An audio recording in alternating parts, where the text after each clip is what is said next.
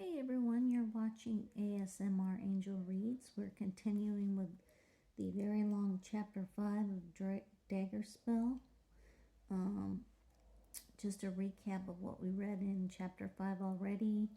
Um, Cullen got hired on as a caravan guard, and he took his daughter Jill with him, and the caravan went to see the West folk, which are really elves, but they live nomadically on the grasslands, and most people think they are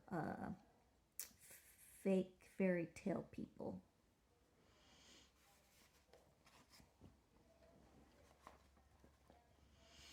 Even for a Tyran with a vast immense coin was hard to come by in the western Eldid, since Duncanabane was only Lovian's summer retreat. She had to send back to her main residence, Dungerberin, for silver for the soapmaker's daughter. When it finally arrived, Rodri was incensed to find that his mother expected him to deliver it personally. "Why can't the chamberlain go?" Rodri snapped.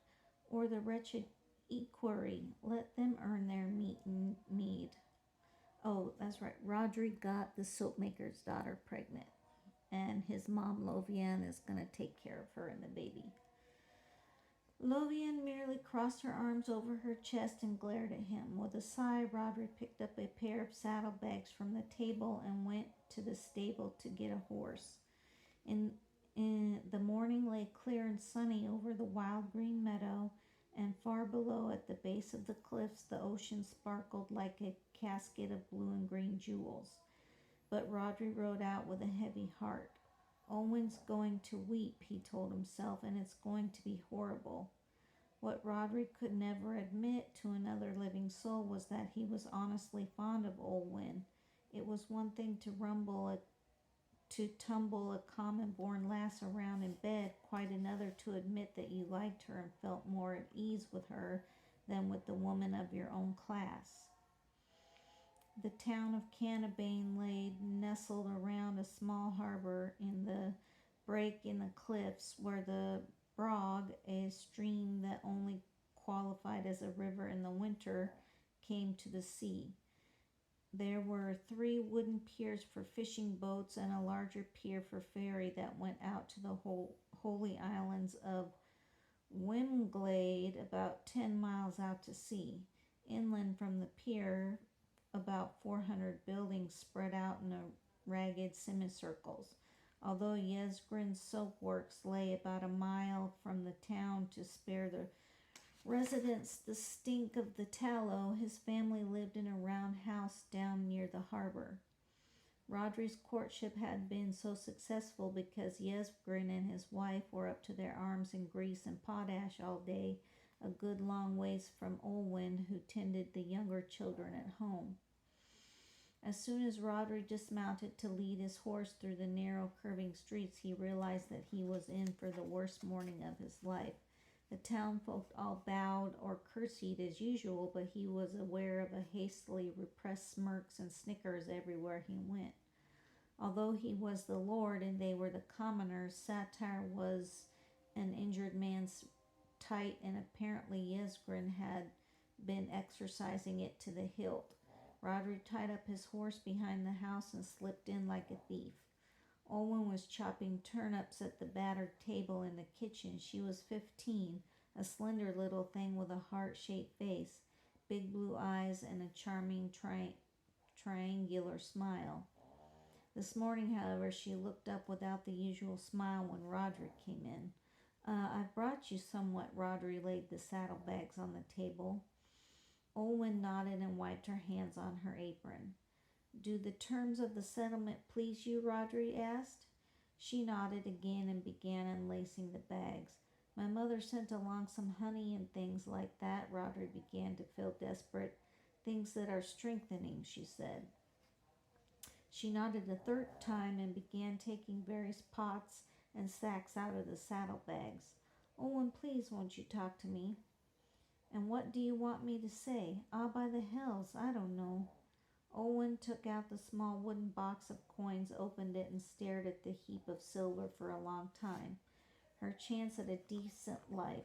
Rodri paced around the kitchen while she counted out every coin. By the goddess herself, Owen said at last, your mother's a generous woman. It's not just her. I wanted you well provided for. Truly? Truly, ye gods, what kind of man do you think I am? Owen considered the question with a weary sort of look in her eyes. A better one than most, she said at last. Are you waiting for me to weep?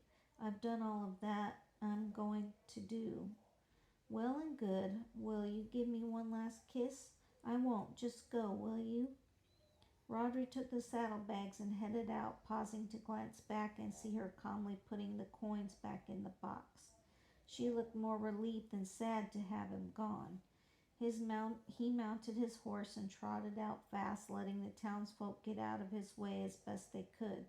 His heart wasn't lightened any when he returned to the dun and found the page waiting for him with the news that his mother wanted to speak with him straight away. Although he wanted to make an excuse and duck out, he could never avoid the fact that Lovian was no longer merely his mother, but his overlord, to whom he owed fealty as well as a filial respect. That must mean family. I'll wait upon her directly, Rodri said with a groan. Lovian was standing by the window in the reception chamber. The harsh morning sun brought out the wrinkles slashed across her cheeks and the gray in her once dark hair, but she was still an imposing woman, if a bit stout from bearing 4 sons. She was wearing a white linen dress, kirtled with green, silver, and blue plaid of the male weeds, but thrown over the chair behind her was the red, brown, and white plaid of the Klucock, the symbol of the tyranneth. It struck Rodri as, after all these years of thinking himself a male weed, one day he too would wear the foreign plaid. Well, Lovian said, I handed it all over. Did the poor lass weep? Frankly, I think the poor lass was cursed glad to get rid of me. She might be indeed. You're very handsome, Rado, but I've no doubt that you're a wearing sort of man to be in love with. Rodri had a horrible feeling that he was blushing. The midwife tells me that your old one is about 3 months along. She'll be having the baby around the festival of the sun. Since it's her first, it'll doubtlessly be late. I wouldn't know, I'm sure. About such women matters, Lovian raised one eyebrow. It's time you realize that upon these women matters rests the strength of every clan in the kingdom. If your uncle had had a bastard son, I wouldn't be tearing. You might think about that. Rodri flung himself into a chair and refused to look at her. With a sigh, Lovian sat down nearby. The real trouble is you were never raised to rule, Lovian said. No one ever thought you had the remotest chance of inheriting anything, so your father got you the best warrior's training he could and left it at that. You simply have to marry soon, and she's going to have to be exactly the right sort of woman, too. She hesitated, assessing him. I suppose it would ache your heart to marry a plain lass or one older than you? It would. Now do try to be sensible. What's all that clatter outside? Rodri realized that for some minutes he'd been hearing noise out in the ward. Giving thanks to the god for the interruption, he went to look out the window. Servants scuttled around, greeting a troop of men on horseback. Rodri could see the dragon device on their shields and the blue, silver, and green plaid the riders at their head. Ah, by a pig's cock, Rodri said, it's rice. If you could please watch your tongue around your brother, I'd be most grateful. When they came down to the great hall, they found Rice standing by the honor hearth. At the end of the table, the plaid of Aberwin lay over the chair to announce that the Gorbert's presence superseded that of the Tyran. Rice was just Rodri's height, but stocky where Rodri was slender. He had the raven dark hair and cornflower blue eyes of the male weeds, but his face was coarse rather than fine, and the jaw a little too square, the lips a little too full, the eyes a little too small for the breadth of the cheeks. When Lovian curtsied to him, Rice bowed with affectionate smile. Roderi's bow he ignored. "Good morrow, your grace," Lovian said. "What brings you to me?" "Not that I care to discuss in your open hall." "I see, then let's retire upstairs." When Rodri started to follow, Rice turned to him. "See that my men are well taken care of," he snarled. Since it was direct order from the Gorbert himself, Rodri gritted his teeth and followed it. "You bastard," he thought, "I have to ride this war you're discussing ever so privately with Mother." The cluttered reception chamber looked even smaller with Rice in it. Refusing a chair, he paced back and forth, stopping occasionally to glance out the window. Lovian took the opportunity to collect her thoughts. This was bound to be a touchy interview, straining the delicate balance of power they had worked out between them. Since as Gorbert Rice was her overlord, she was bound by law to follow his orders. But since she was his mother, he was bound by custom to follow her advice and pay her every possible respect. For the past year, they'd done an uneasy dance to this difficult bit of counterpoint. "Why do I hear rumors of an election, of a rebellion out here?" Rice said finally. "So they've reached Aberwin?" "Of course," he trotted out the old proverb with a certain point. "Everything comes under the nose of the Gorbert of Aberwin sooner or later." "And have you heard that Sligan believes the rumor?" "Sligan isn't given to fancies. Does he have proof? Letters? Things he personally overheard?" "Not. Yet I can send for him, and if his grace would like to speak with him." "Do you want to make a formal deposition to my court? I doubt if the case would stand if all you have is Sligan's gossip." "Doubtless not, especially if your grace has already decided that the information is gossip." "Oh, here, Mother, Corbin was one of your brother's most loyal men. He pledged to you willingly when you inherited the Rand, didn't he? Why should he throw all that over and declare himself in rebellion?" Talking of Dwemer would draw Rice scorn and nothing more. Rice misinterpreted her hesitation. "Unless, of course," Rice said, "the trouble's Rodri." "And what makes you think the trouble could be Rodri?" "He's an untired man, and I didn't hear any rumors until you made him your heir. I don't think he's fit to rule myself." Rice held up his hand flat for silence. "Now I know Rodri's a good lad with a sword, but leading men to battle is a blasted sight easier than giving judgment on your vassals. If you disinherit him, I'm sure all this grumbling about the rebellion would stop." "I have no intention of doing anything of the sort." "Indeed? Well, if Sligan gets real proof, of course I'll rule that you have every right to your rank and lands." "My humble thanks, your grace." Rice winced at the sarcasm. "But if the lords throw Rodri in my face," Rice went on, "that may have to be a point of negotiation." Lovian rose to face him. Although he towered over her, he ducked back out of reach. "There is no law in the land," Lovian said steadily, "that will allow you to force me to disinherit Rodri." "Of course there's not. I was merely thinking that her grace might have to see reason and do it for her own free will. Her grace also has the right of appeal to the High King." Rice flushed scarlet with rage. It was his sorest point, knowing that although he ruled like a king in Western Eldid, there was a true king in Devery with judiciation over him. "Very well, Mother," he snapped. "Then if Rodri's to have your lands, let him fight to keep them." "Oh ho, so you do believe the rumors." Rice spun around and stared out the window. Lovian laid a maternal hand on his arm. "Rice, my sweet, why do you hate Rodri so much?" "I don't hate Rodri," he snarled, his face redder than before. "Indeed? I just happen to think he's unfit to rule." "I happen to disagree." Rice merely shrugged. Very well, then, your grace, Lovian said. There's no use in discussing the matter further until it comes to a formal case of either law or sword. Apparently so. At the first overt act of rebellion, you may send for my aid, and my warband will be at your disposal to enforce the laws. And yet he made it impossible to ask his aid unless she wanted to let him disinherit his brother in open court.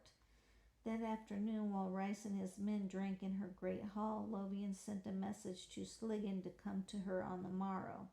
When she rejoined her sons, Rodri was sitting at his brother's left and discussing hunting dogs, a fairly safe subject. Lovian sat down at the Gorbert's right hand and stayed on guard for the trouble that soon predictably surfaced. Well, brother, Rice says, I hear from your men that you've been hunting a different kind of game than the gray deer. The soap maker's daughter, was she? Well, at least she'd be clean. When Rice laughed at his own jest, Roderi's eyes went dangerously blank. I can't lie and say that I didn't dishonor her, Rodri said. Tell me, brother, was your wife conceived yet? Rice's hand tightened on his tankard so hard that his knuckles went white. Rodri, Lovian snapped. Well, mother, it seemed a reasonable question. Rodri shot his brother a sideways smile, since we're talking about siring sons and all. With a flick of his wrist, Rice threw the ale in his tankard full into Rodri's face. Shouting insults and the worst oaths they knew, they were on their feet, shoving each other before Lovian could intervene. She jumped up and ran around the table to push herself between them, and for all that Rice was the highest rank, she slapped him too. Stop it, Lovian yelled. What a splendid example you are for your men brawling like a pair of servants. My lords, kindly remember who you are. They both had the decency to blush. Rodri wiped his face off on his sleeve and stared down at the floor. Rice collected himself with a sigh and held out his hand. My apologies. And you have mine from the bottom of my heart. Rodri took the offered hand. But the handshake was as brief as they could make it, and Rodri stomped out of the hall.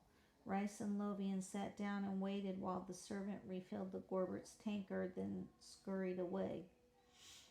My apologies to you, mother. That was an ill way for me to treat your hospitality, but ye gods, the rotten young cub made me furious. What he said was uncalled for and cruel. Rice studied the tabletop and rubbed a bit of rough wood with his thumb. Finally, he looked up with a brittle smile. Well, aren't you going to tell me that it's time I put my wife aside? I know she pleases you, and never would I wish that bitter weird on any woman. I take it your counselors have been pressing the issue again? They have. That's another reason I rode to Canabane to ask your advice. I know Aberwin needs heirs, but it aches my heart to think of Donilla living shamed on her brother's charity. With a sigh, Lovian considered. Rice had been married for 10 years. He was now 28 and his wife 26. If Donilla was going to conceive, surely she would have done so by now. If you put her aside, Lovian said at last, I'll make provisions for her. At the very least, she can come to see me as part of my retinue, but I might be able to do better than that. My thanks, truly, mother, my thanks. He rose abruptly. If you'll excuse me, I need a bit of air.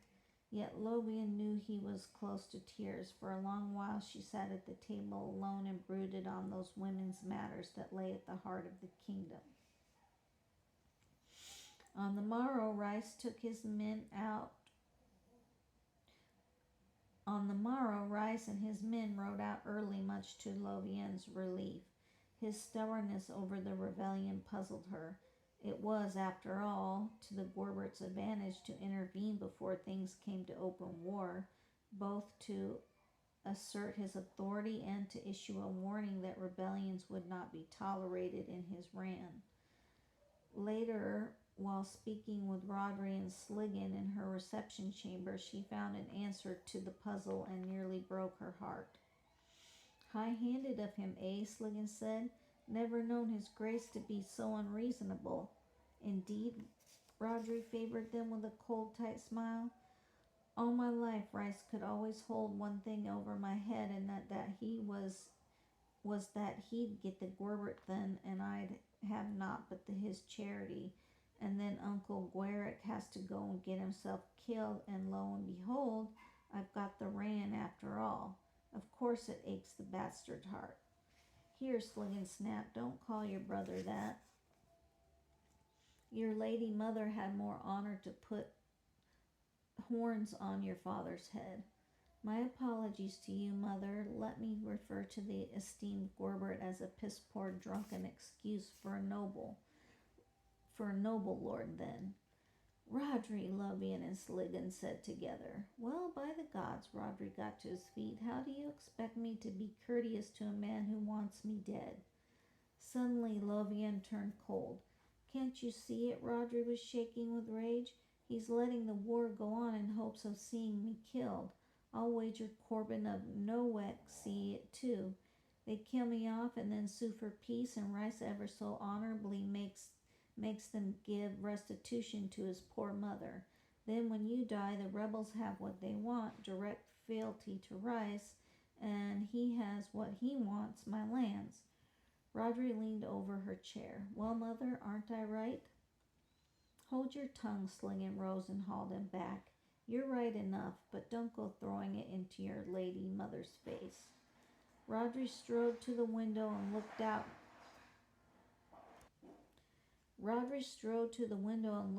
Gripping the seal with both hands. Lovian felt as if Rice and Rodri physically had her by the arms and were ripping her apart.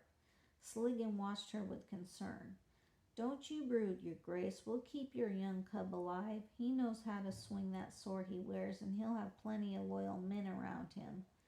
Lovian nodded mutely. Sligan hesitated, then sighed. My lady, we'd best leave you. It seems to take them forever to get out of the chamber and close the door.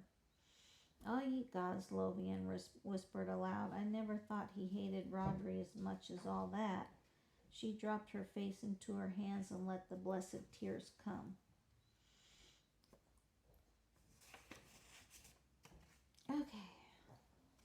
That's all of chapter 5 for tonight. Thanks for watching.